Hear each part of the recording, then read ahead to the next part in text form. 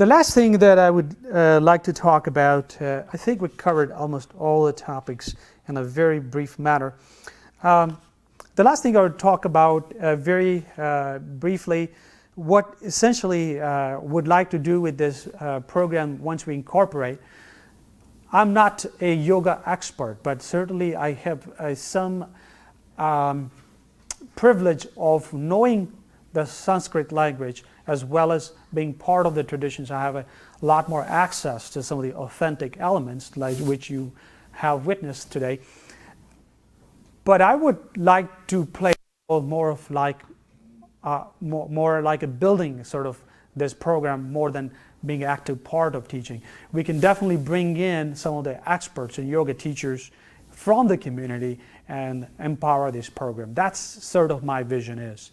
Now, there are various classes that I would like to offer through this program, and definitely want to incorporate all the stuff that we talked about, and hopefully I'll find a teacher that knows all these techniques so they can incorporate in this program. Obviously, we want to have a prenatal or postnatal aspect and yogas with it, which is also getting very popular in many studios. Again, there's a lot of safeties needed in that environment. We also want to use in individuals that have a mental health or anxiety or depression, those issues. We want to dedicate a specific mindfulness classes for this populations. We also want to cater to the people who are interested in physical fitness to it as well. We also can use like a chair yoga concept that individuals have significant arthritis or mobility challenges. We can also offer more relaxations over the physical aspect of the yoga to those individuals. We can also try just a full-blown Ashtanga or very authentic class of yoga if somebody's interested, more for the preventative reason, not that they're having any specific conditions that we're trying to treat, but just a preventative way. And that's how yoga is, more of a preventative way. And the treatment should be just a consequence, not the intention. Although we understand we're trying to merge the medicine with yoga, and so definitely we'll be catering to individuals who have a specific need of it.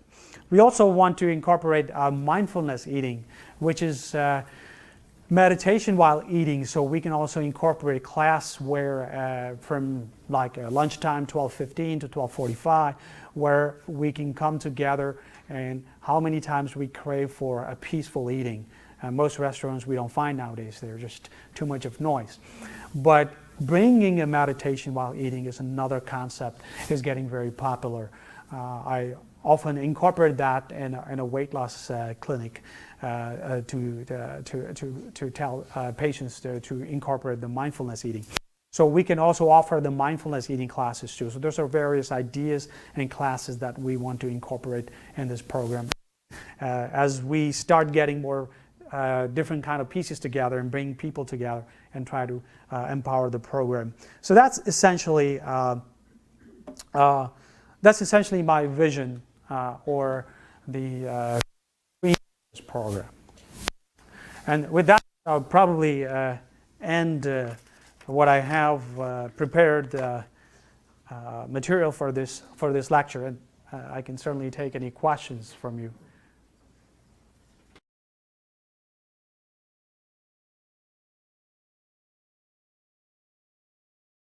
This program be here in this facility, and volunteers teaching, or? Yeah, I have not finalized the location, but once we get the little structure, we definitely finalize the location. Locations, as far as the hospital location, most likely would be this building, or maybe a different building, but more in a near proximity of this building. But we have not finalized that. Now, as far as the volunteering aspect, as far as my intention, I have no intentions to make any commercialized or profit aspect of it. Now, there are certain costs involved using the facilities, as well as if we bring teachers that they're living on yoga teachings, and considering those things, we may have some nominal charges of the program.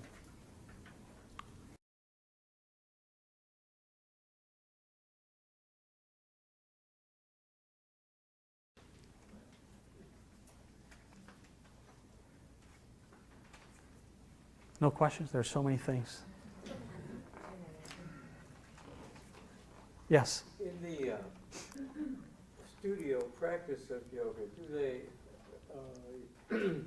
go from in the physical aspect of it and then maybe and end up? I don't know exactly what line they follow, but I would see it starting in the physical aspect of it and then going in, ending it with a meditation. Is that the way it's done, or is that just my concept? Mm-hmm. Yeah. His question is that what would be the best way of bringing various elements into a yoga class or yoga studios? His question was, do we usually do a physical aspect first and then bring in meditations?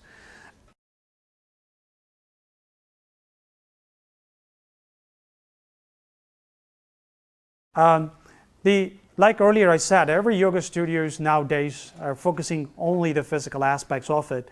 They do have sometimes various underlying narratives the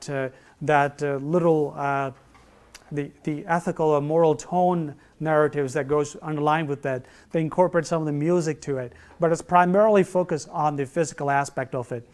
Now, ideally I would like to incorporate starting a class with some sort of a pranayama or some sort of a breathing aspect to it. Also, the meditation, brief mindfulness or meditation can be start and also the end of it. And then starts with a breathing aspect to it. And then add a specific element of every time incorporate different elements of the yoga, and then you go into a maybe 20 or 30 minutes of actual physical aspects of yoga where you can incorporate a specific body muscle groups, and then you end that with yoga nidra or end that with a meditation again. That's typical style that I like.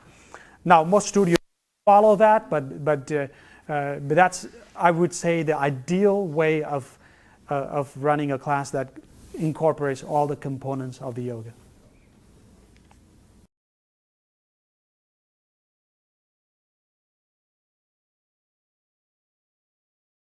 Yes.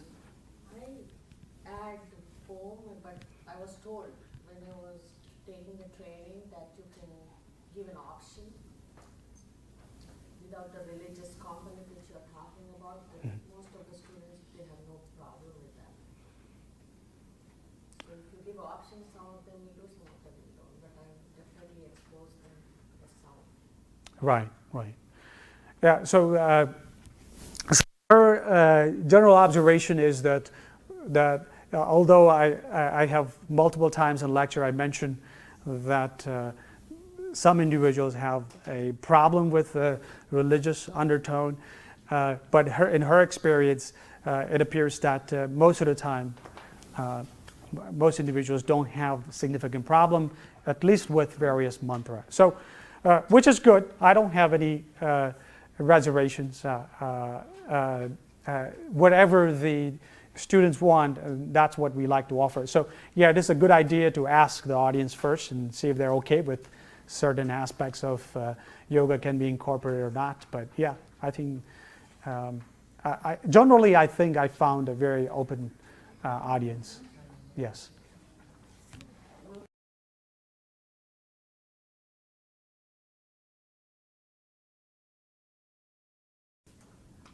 Yes. You had said about the 8 components that moral and ethics are consequences of a yoga practice.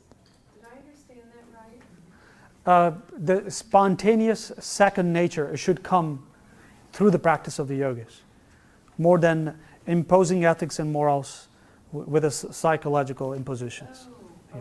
okay. Yeah. That, so, But you can have them, you can read about all morals and ethics as a guide for whichever resources that you rely on, whichever religion or faith or doctrines or data, whatever that you rely on. Or if you don't have any, you can just rely on what has been written in the 8 organs of yoga and the yam and niyam, or you can follow that. They are sort of in the back of your mind as a sort of like a guiding light, but we don't want to impose forcefully in individuals. It should be the consequence nature of practices of yoga. yeah, I love how you said that, the consequence of yoga. Yeah. Like earlier, I gave you an example of that. If you want to, in a gardening, you don't think about flower all the time. Flower won't. You have to think about the water and fertilizers and everything else. Flower. That's how I look at the first aspects of yoga. Yam and niyam. Yes. Yep.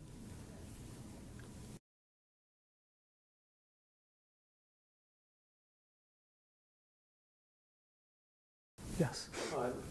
We teach meditation in the chronic pain management program here at Memorial Hospital. He's essentially managing,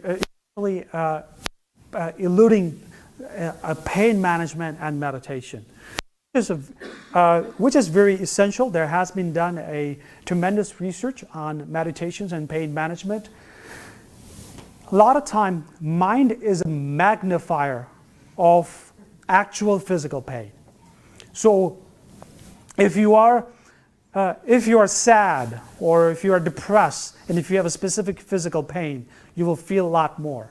Versus if you're joyful, you are happy, even if your hand gets cut off, you may not feel. So the mind is the ultimate magnifier of physical pain. So meditation definitely has a relevance and efficacy in pain management. Now, I'm not really claiming that somebody's on, we can run a opioid, the withdrawal or dependence program through meditation. I'm not really alluding that, but certainly it has a significant benefit in a low level of pain, chronic pain, which people are not dependent on medications. It is a very, very effective process in pain management. And we are actually doing meditation pain management at in our facility. Yeah.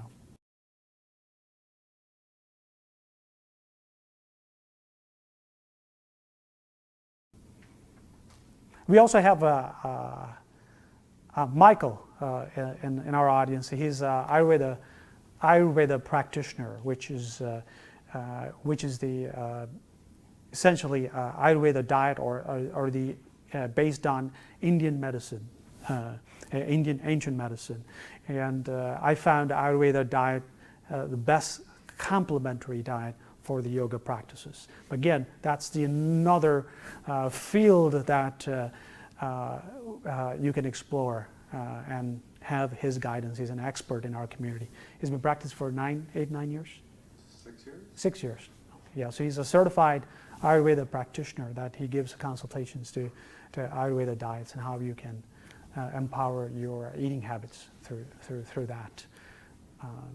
Ayurveda diet has becoming has not been as popular as many other diets, but is becoming popular at many East and West Coast and various other popular big metropolitan area. Yes? I have experienced some, even though when you tweak a little bit, it makes a lot of difference. Just the diet part. You're getting the pulse diagnosis, gone to an Ayurvedic physician from India, and he came as a pulse diagnosis consultant. Mm-hmm. And he could diagnose Wednesday, Vama, Pitta. Mm-hmm. He knew what my constitution was. I didn't have to say much.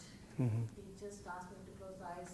He just diagnosed the pulse for 10-15 minutes, and he was able to tell me what was going on with me and just what diet to avoid and what to do.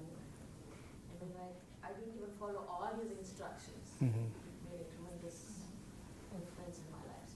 Yeah, so she's essentially giving a testimony about Ayurveda diet and how effective it is in changing the life. I would certainly, the one aspect of yoga that I didn't really quite focus on, but what kind of food that you eat makes a huge difference. What you ate 2 hours before your yoga studio, you will be able to feel that how much of difference that it can make in your yoga practices. So your diet is immensely central component of your yoga practices. Essentially, we don't want to go into too much of yoga diet or Ayurveda diet or various other kind of diet, but essentially you have to there are certain rituals before yoga. So usually we recommend no eating 2 to 3 hours before yoga practice, but most people do it. Nobody wants to eat large meal and go to yoga studio. It just never works. So most people do it anyway, but also what kind of food that you've been eating prior to yoga practices is very relevant. Usually we like to eat a positive prana or a positive energy food before the practices, a few hours before the practice of yoga.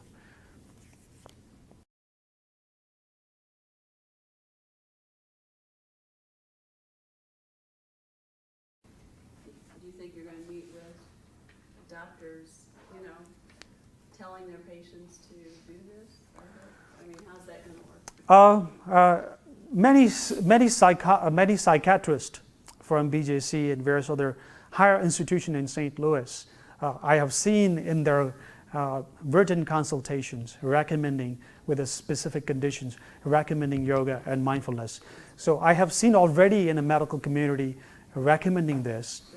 And so we're hoping that within our memorial BJC groups that we have in these areas, I would definitely encourage our physicians to recommend their patients to be part of this program. That can be helpful to them. Yeah. Yes. Will you be approaching any of the physicians groups, particularly our pulmonologists or cardiologists, on the effects of stress, meditation, or yoga? I've tried to start up certain programs in rehab, and I'm not getting the reception I should be getting. Yeah, and I would probably going to deal with the same kind of resistance. Sure, I can. I can certainly use my title, but it can. At the end of the day, I'm just a family physician. So, but certainly I can reach out in our primary care doctor meeting and also the all providers meeting within the memorial and BJCs. Certainly I can share that we should empower our patients through this practice. So I can do as much as I can. I don't even know if this program will get in place, but we'll try our best to make it happen.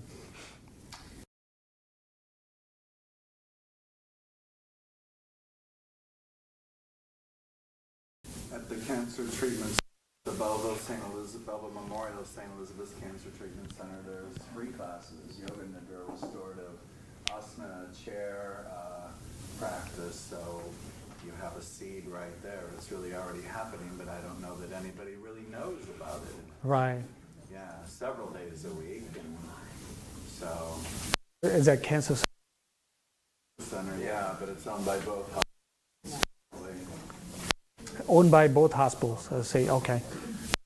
So yeah, the Michael's essentially alluding to are some of the components of the yoga is already in place at the cancer center. Yes. They're free. Yes. And those classes are free of charge. They are community service. They're certainly for patients that might want to experience yoga as a part of their healing process, but they are free and instructor. So I certainly encourage you to go to the Cancer Treatment Center website and check that out if you're exploring or thinking about taking a yoga class. That would be a good place to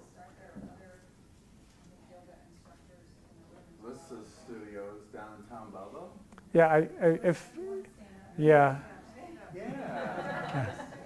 Hi, I have a studio on B Street. We do quite a few different things there as well, Tai Chi and some massage. And so come and at least be in our space and see what it feels like, because it feels pretty great. It's called Surya Rapta Wellness. It's on B Street, 1400 East B Street. There are also other studio spaces, people in here as well. So I don't want to be the only one who's. so who else is here? I know Kristen is, works here at Memorial. Right now, she's currently on maternity leave, but she also is a yoga instructor and is looking for different ways to offer healing touch. So we're just trying to find different ways to serve, the community in terms of not necessarily replacing traditional medicine, but certainly complementing that. And we want to support all the players, people that are doing the good works in the community, so, Yeah, if you're having a heart attack, certainly go to ER. Don't show up at studio.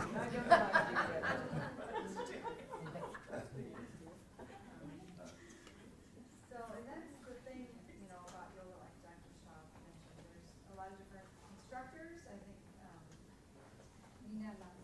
yes, she also teaches at the O'Fallon Public Library, so just to be on the lookout and try things, and you certainly have a reference point of things maybe to look for. We're going to have this recorded, so we'll try to send you through the email the link in case there are things you weren't quite sure of or whatever, but, it always helps to ask a lot of questions when you go someplace, and then, like Dr. Shaw was really, I think, trying to inspire us to go